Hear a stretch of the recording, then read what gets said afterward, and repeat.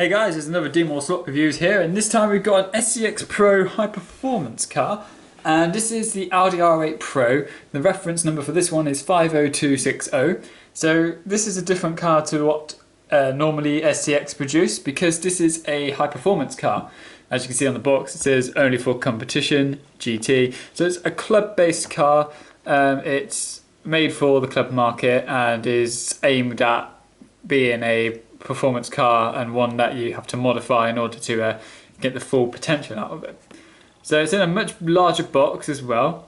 So if we just take a look at the contents of the box, you've got this interesting way it opens up like that.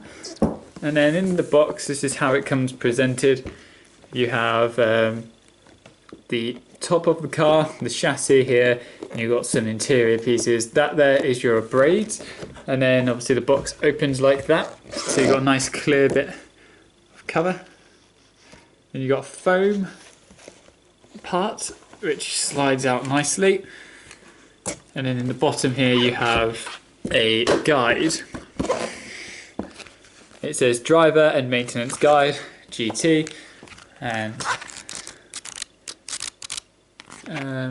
obviously it is not that very big. It is just in many different languages. You can pick your language at the top, obviously. So you've got English, and the English pages take you all the way up to, the pages aren't numbered, but there's about a dozen pages, 6 pages back to front, with all different helpful hints and tips on how to actually make the car and set it up for racing. So it's quite nice as well. I mean, also there you've got different ratios, and it gives you all the advice that you need to sort your car out to get the best setup from it, really. So there you are, the nice little foam bit. And this is the top of the car. I will talk more about the actual car that is introduced in the model in the second video, part 2. But this is a car Formula Le Mans 24 hours. I'm not entirely sure which year. I want to say 2004. It may even say, oh no, close. I was 2005. So if you look on the sticker there as well. Now the reason why you probably don't see these stickers on Scalextric cars is because the licensing for those ones are pretty expensive as well. And can't quite see on the camera, but Tom Christensen is one of the drivers for this car as well, and that may even be him in the seat there. I wouldn't be surprised if that wasn't him. And you've also got JJ Lefro, Werner, sorry.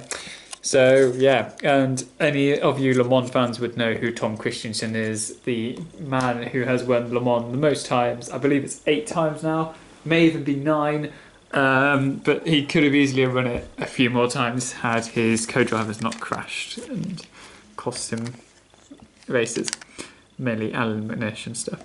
So there you go, that's the chassis.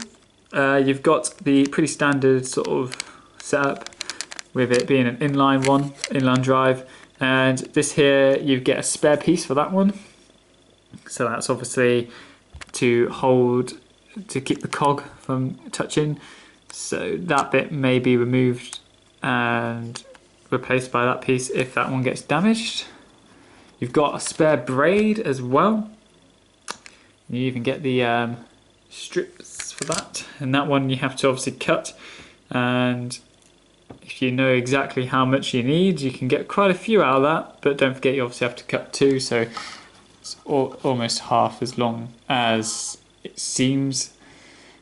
That's going to be hard to get back in the box. And then you've got this piece, which is obviously the motor hold. So if you've got the spare motor, you don't need to necessarily take it out of that one, and you can take that all apart as well. So this car does require a bit of welding as well. It's going to need a bit of heavy duty maintenance on it. And that's an interesting sort of pinion system as well. It's very good.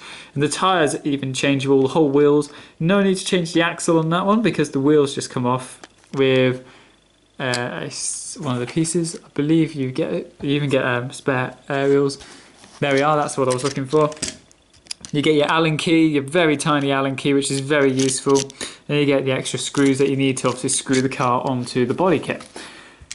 One thing I find slightly annoying is the fact that I've had other cars in the past that I needed Allen keys and they've not been able, they didn't even come with the kit, which was kind of annoying. So it's very good that that one comes with an Allen key. And I've just noticed for you Scalextric fans, that there, I believe, is a slot to drill a hole through the LED, so you can convert this into the Scalextric digital as well. So this is a very nice little car. It's available from MC Slots as well. I will do a second part of the car completely made up, and then I'll put it on the turntable as usual and do my little bit. But it's very nice.